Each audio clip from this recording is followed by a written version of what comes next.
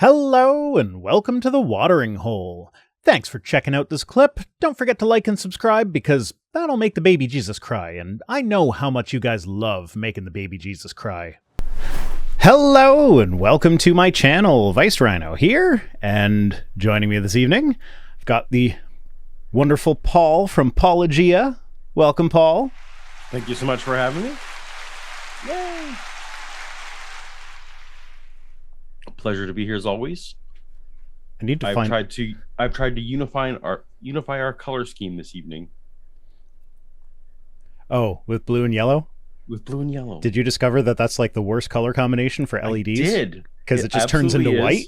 That's correct. That's what you can see on my dog here. Yeah, it's just white. Yeah, because if you look at the hex codes for blue and yellow, yellow is crank up all the way on green and red, and then blue is just cranked up all the way on blue. And when you crank up all of them all the way, it's white. Yeah. And I discovered that when I was playing with the RAM sticks in my computer. I have like all the lights in the computer match everything. Oh, and okay. I wanted to have each RAM stick would there's a neat thing where you can have two colors like that crash into each other in the middle and like cross over and go up. But it just turned white in the middle and it looked hideous. Well, that's on you for picking this color scheme. I went with it.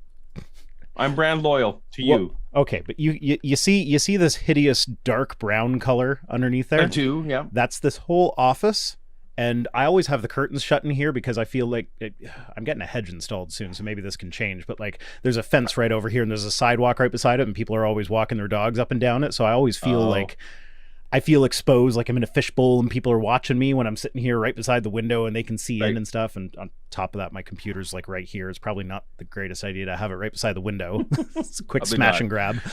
I have the same dynamic here. This is my front sidewalk. Literally people walking their dogs. Yeah, 10 feet from here. Yeah, makes recording really fun. But because the walls are all dark in here, it's super dark in here all the time. So it's like when I'm choosing the foam, it's like it's all red and black and blue and black and everything. And I saw blue and yellow. I'm like, those are bright colors. And those are literally the only bright colors they had. And then it turned out to be apropos like 7 months later. Neat. So hashtag Ukraine. So how are you tonight, Paul? I'm doing all right. I have been not streaming on my own channel for a while, so I'm excited to get this practice run in before I'm jumping on mine. Get your thank you for being the guinea pig. All right, there we go. Yeah, and actually, so just I like to talk a bit before we get into things. Let's do it. As you guys might be aware, I this weekend I went to the God Awful Movies live show in Toronto, and I met a few fans. Not a lot because their audience is a lot bigger than mine. But like there were like 4 or 5 people there that knew who I was, and yay! At least one is actually like a legit fan, like watches everything, sort of thing. So that was a lot of fun, and I really, if you guys get a chance to go to like an atheist themed event of like a podcast or something that you are a fan of somewhere in your area, like it doesn't even really matter what, if it's like something that you enjoy and there are other people that enjoy that same thing, I highly recommend it. It was a lot of fun. I actually exchanged email addresses with their lawyer. At the like it was at the VIP bar thing afterward, and I forget why, but it was like we wanted to exchange email addresses. So I'm like, okay, well, you email me, and then I'll email you back, and then we can work this out later.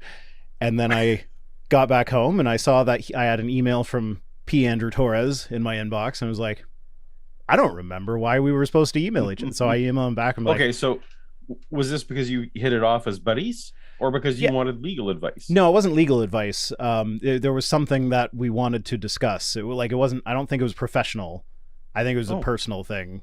Okay, not legal related. It was right. So you had something in common. At the party that neither of you remember now. Yeah. So I email him. I'm like, Gotcha. There was booze involved. I don't remember why we wanted to contact each other. And he's like, yeah, I don't either. Sorry. Well, it was a lot of fun. It's never bad to have a lawyer's number. No. Well, I mean, he's in a different jurisdiction from me. I don't think he can do much about Canadian but he could law. probably. Well, no, but if you're getting, copyright strikes from, I'm sure what the God Awful Movies guys get. I mean, they have Eli on their crew. They deal with more than I do. That's true. There was I'm in the unique position where I actually know what was beeped out of the show this time. Ooh. I'm envious. Yeah. That's and yeah, if for some reason people don't know that podcast or subscribe to that podcast, good grief, fix that. Yeah, God Awful Movies. It's a great podcast. It's a lot of fun, and it's like, if you've seen me on Twitter live tweeting my watch through of terrible movies, usually it's a movie that they've already done. And actually, I found out Eli was like following my thread with that, and he thought it was funny. Oh, that's awesome. And Noah was a big influence on me when I finally figured out what I was. Yeah, it's a fun podcast. And yeah, also citation needed, not really atheist themed. That's more of a Wikipedia random article themed. That one's a lot of fun as well. They do that with Tom and Cecil. And anyway, shall we do some articles? We shall. Okay, we're going to start with, I really like this one. This one was sent to me by, oh no, it's not going to be able to see it on there. I want to get you the name of the guy who sent it to me, so just bear with me a second. Oh yeah, it's Roger. I could have remembered that. Roger. It's at Roger. It's at Roger_Roger_9 on Twitter. Sent me. Oh my goodness, I can't see on me. That's like an episode 1 Star Wars reference. Yes, his profile picture is a battle droid. I see. Roger. Okay. Yeah. So he sent me this article, and it's absolutely fascinating. It's abiogenesis related. So these scientists, they got RNA molecules. They put them in test tubes. Now, the creationists will say that this is cheating, but they did give them like basics of a cell that they extracted from E. coli, like transcription mechanisms, and they did put it in like a cell membrane sort of thing. That but it's not a living organism. It's just strands of RNA. Right. That's all it is, and a little bit of cellular machinery to help it replicate. So they made the self-replicating RNA, and so to read this, they reported creating a test tube world of molecules that spontaneously evolved both complexity and, surprisingly, cooperation. And what really struck me here, it only took a few hundred hours of replication to do that. They say it in the article, like these scientists were working for hundreds of hours for the. It's like, okay, but on the grand scale of things, we're talking about an event that in nature happened over millions to first life was probably around 4 billion years ago, so right. 1 billion years at the max there, but like few million years it took probably in nature, and these guys did it in a few hundred hours. It's so impressive. But was someone intelligent at the helm? Yes, that's why it was done that quickly. Therefore, it's intelligent design. Oh yeah, of course. But this is what I really like about this is you're familiar with James Tour. Mm-hmm. So if you're not familiar with him, where have you been? I envy you. He's actually a really, really good synthetic organic chemist who works at Rice University. He's pioneered some metamaterial sort of stuff that is actually really fascinating. He is very good at his secular job. He is also a fellow of the Discovery Institute who denies evolution and promotes, well, he doesn't explicitly deny evolution. He just has questions. Right. And he never listens to the answers. But one of the things that he says over and over and over again, and you can always tell when like you're interacting with someone in the comments, you can always tell when they get it from James Tour, because like if they're talking about abiogenesis, they'll bring up like, oh, there's no selection pressures on just molecules. It has to be a living organism for there to be selection pressures. That's James Tour's line. And yeah. Okay, well, not only does this prove that wrong, so says molecules with the means to replicate could spontaneously develop complexity through Darwinian evolution. It's just molecules. It's not life. Mm-hmm. And it's Darwinian evolution applied to just molecules. But we scroll down a little bit. There's a little, like, no scientific experiment comes out of nowhere. There's a history behind this. Exactly. Spiegelman's monster was a thing in the 1960s where he did something similar with self-replicating RNA molecules. And they actually... he wasn't trying to make them evolve anywhere. He was just like seeing how long he could keep the replication going for with right. limited resources. Right. And he was pulling out, like he would give limited resources, then he'd pull out a sample, transfer it over, and start the whole thing over again. And because of the way he was doing it, there was a pressure on them to shorten the RNA strands so that they could replicate faster. And then this faster replication would mean that it was more likely to survive to get taken to the next stage. Gotcha. And so from the 1960s, here, I'm going to read a couple more sentences from the article. Just like living species, his molecules had started mutating and evolving under the pressure of natural selection to better survive inside their glass world. These studies were the world's first experiment. These are the studies in the 60s. The world's first experimental demonstration of Darwinian evolution at the molecular level. So, do you think that a synthetic organic chemist is completely unaware of this area of research that has been going on since the 1960s?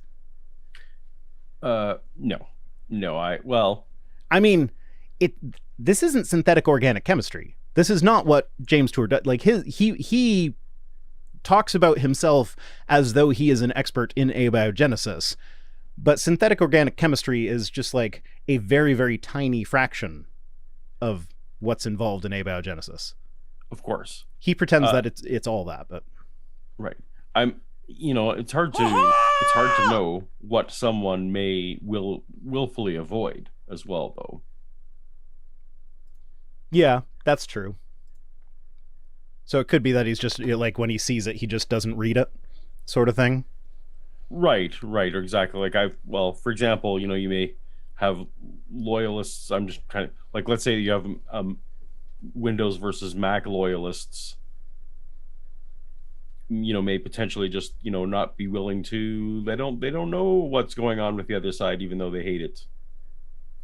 That's maybe a bad analogy. I don't know. No, that's actually a good analogy, because like I I'm not an Apple guy, right? And I know you are an Apple guy, but like I will rib you for that. But it's like, yeah, they make good products. My issue with them is that they seem to hate the consumer. Like, have you seen the recent thing with the MacBook with they've got the flash memory that's like locked into the system and you can't ever change it or upgrade it? Like, see, that bothers me not. I ordered a new Mac the other day. Yeah, there you go. Bothers me not. Bothers you not. So it as depends I on am the a kind tinkerer. Right. Well, it depends on the kind of consumer you are, right? Exactly. Yeah. I'm a tinkerer. I like to, like, this computer, I built it myself. Every now and then I'll pull it apart to tinker around with it, like upgrade one part here or this part over there. Right. I've got another computer on the floor here. That's my NAS server. I tinker with that. That one's running Linux. So like, I'm a tinkerer. So that's like the idea of not even being allowed to do that without voiding warranties and crap is just not appealing to me. And so that's actually I've been a software guy all my life, and to me the software side, like the hardware side, should just work. I should never have to think about it. Anyway. No, I'm not going to get into that. But no, that's fine. But I'm not meaning to turn this into an Apple versus PC debate, but my point is, like, there are people that are not like me that they won't like. I will admit that Mac does make good products, sure, but they're not for me. And I will admit that, yes, there are people like Paul, they are for you. If you like them, they are for you.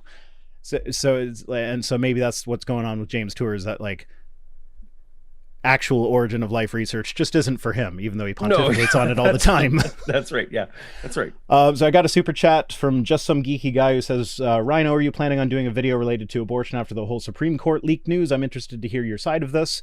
Paul and I are mostly going to be avoiding that topic tonight.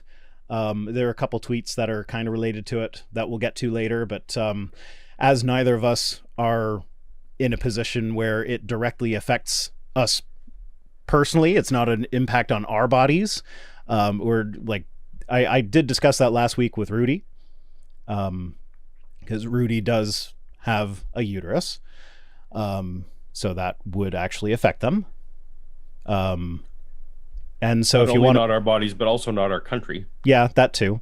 So if you want my take on that, it was last week's live stream. It is on. I have a playlist of all the live streams put together. I think it was number 30.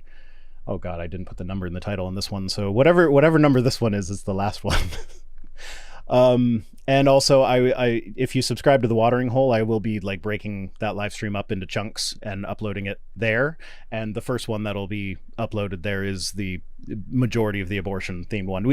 We actually kind of avoided the direct leak of the Supreme Court thing because that's been covered to death. Instead, I took it in the direction of like, here is an actual law that is being proposed in Louisiana that is a direct result of this leak, and it's heinous and disgusting. And now Adam Broughton says, I'm a failed software guy who joined the military to become a sort of hardware guy who kind of wants to go back. That's a valid path. I started as a software guy, and now I'm a hardware guy who doesn't really understand the hardware. I just know how to put it together. Also, if you're not subscribed to the Watering Hole for some reason, I don't know why you make that an if. Just, go fix that. Yeah, it's the link is probably in my description. My Linktree link is in there for sure, and I'm pretty sure the Watering Hole is on there. Good. Yeah, so then we go down to evolution and test tubes. The original RNA had been they started with just one strand of RNA that was a self-replicating thing, and they just wanted to see what would happen with it. And the first time they would let it go for a little while, then they'd sequence a bunch of different molecules from it to see if any of the sequences had changed. First time they did that, they found a total of 3. There was the original one and 2 more. And like one of them was a host, which could replicate everything itself. And then the other 2 were parasites that would use the host to do the replicating for them. No, but symbiotic relationships are impossible unless they start that way. Yeah. And then as they kept going, the number of lineages increased. I think they maxed out at 5. They found 5. They suspect there might have been a 6th that they just didn't detect. Okay. Because I'll get to that later. But so when they got to 5 lineages, what happened was there were I think it was 2 hosts and 3 parasites. But eventually it kind of reached an equilibrium where they started cooperating together. And so the host and parasite, and it exactly like what you were saying, like bees and flowers, where they just they both needed each other to continue surviving, and it just developed this complex relationship, and the complexity just increased as time went on, spontaneously, without this was not directed. This is just them putting it in a test tube and seeing what happens every now and then. And they supply it with the resources that it needs to continue replicating, but that's it. That's all Sugars they do. Sugars or whatever, yeah. And so the reason they say they think there might have been a 6th lineage is because they tried to, what they wanted to do is separate all the lineages out and isolate them and see what happened to the individual lineages. And they mapped out the dependencies, and they figured out, okay, so this one needs these 2 parasites in order to spawn, so we'll put them all together, and this one needs that, and so we'll put that together. And when they separated them out, one of the lineages immediately went extinct. And so they think that it had evolved a dependency on an undetected 6th lineage. Interesting. That just because they didn't put them together, right, it died. And so I got more that I've highlighted, but I was actually able to remember most of this. So so there was one that they called a Supercooperator, because that was the lineage that it could replicate itself and any of the other strands in the test tube with it, so it could do them all. Whereas the other ones would they would cooperate with specific parasites and but yeah, so here's we got a little bit of a visual on there. So we started with the original host, or the original RNA, and then host 1 got the arrow telling you it can replicate itself, and it can replicate P2. I'm not sure why there's no P1, but and then H2 is host 2, so it can replicate itself, and it can also do P2. And then as time goes on, round 155 to 158, we've got host 1, all of the hosts can replicate parasite 2, and host 2 and host 3 can both replicate each other, and all the hosts can replicate themselves. And then round 228, it's got even more complexity, where host 2 can only replicate parasite 2. It's the only one that can do parasite 2, but all 3 of the hosts can do parasite 3. All 3 of the hosts can do each other, or do themselves, and host 2 can do host 3. Host 3 can no longer do host 2. So the couple interesting things here. I'm just interested in how the various creationists are going to take this. The young earthers are just going to say, but it was still RNA, right? Yeah. Like at the end, like it Ken didn't change Hovind's to going to be, RNA oh, yeah, there's canned. still an RNA in a cell, right? Right. But the more like the theistic evolution types who kind of said, well, God set up the initial life, God but provided the God first had it, strand but of God, RNA. right, but God also had that plan that it was, you know, how it was going to go, right? That it was sort of guided. You have to kind of Yeah. chuck guided evolution here as well, then, because This, theoretically, God didn't design this strand of RNA. well, I mean, this was completely unguided. Like, I know the creationists are going to kind of latch on to the fact that, like, we've known this for years. You go back into my catalog, I guarantee you can find videos of me saying that should we ever create life in the lab, creationists will then pivot, like, instead of saying, oh, well, we can't even create life, they will then pivot to, oh, well, that was intelligently designed. Right. And we've actually seen earlier, Matt yeah. Powell do that in his first movie, I forget what it was called, the one with the raging atheist, No Kasuchi. You're canceled for not using quotes for movie, but I did that all through the thing. It's played out. all right. But yeah, in that one, he said to No Kasuchi, like, oh, isn't it true that we've never been able to make life in a lab? And No Kasuchi just looked at him like, haven't we? And then immediately, without thinking, Matt Powell immediately pivots to, oh, well, who designed that life in the lab? It's like, yeah, shift those goalposts, Matt. Man. But he may not be an honest interlocutor. No, you think? Maybe. No, he's on my short list of people that I'm perfectly okay saying that he is lying and he knows he's lying. Yeah. And that Kent Hovind I haven't caught quite as blatantly as Matt. Now that being said, I haven't done a deep dive into his catalog. Maybe you could catch him as blatantly as Matt, but the fact that he associates so closely with Matt, and Matt definitely knows he's lying about things, makes me think that Kent Hovind also knows he's lying about things. Yeah, it's always tricky because sometimes, like, Kent will read something that contradicts what he says before, but he's reading it off the screen, and then I'm like, well, did he just read it without letting it absorb? He doesn't digest it. Yeah. He just reads it and then says, oh, well, that doesn't sound very plausible. Well, no, he doesn't say Exactly. plausible. It was a big word for him. Yeah, if Henry Morris didn't say it, then he doesn't know what it is. That's what I've learned in the last year or so investigating. So, yeah. Okay. People in the chat, can you tell me if there's a lot of noise coming from my microphone? Because I'm seeing, like, when I'm not talking, my thing is hovering a lot higher than it normally is, which seems odd. I might... I don't know. There's a microphone on top of my camera. I'm thinking it might be accidentally pulling audio from both. Nice. Oh, that's a super chat. So we'll go on to the next one, but first I'll read the super chat, which is Balthazar228 says, does Paul think the reduction in Mennonite numbers is because he's not been the same since Brawl? What? Does Paul think the reduction in Mennonite numbers is because he's not been the same since Brawl? Do you understand that? Since Brawl? Yeah. How's Brawl spelled? BRAWL. No, I'm gonna need whoever sent in the super chat. You just need some clarification because I don't know what I missed the joke. Maybe I haven't been a Mennonite, recently enough. I haven't been the same since Brawl. I don't know. Sometimes there are jokes that I know that I'm supposed to get that I don't, and then I feel bad for not getting them. Yep. Okay, where are we? That's where you need your canned laughter on your track there. I think I have some somewhere. Let's see. Nope, not that. Nope.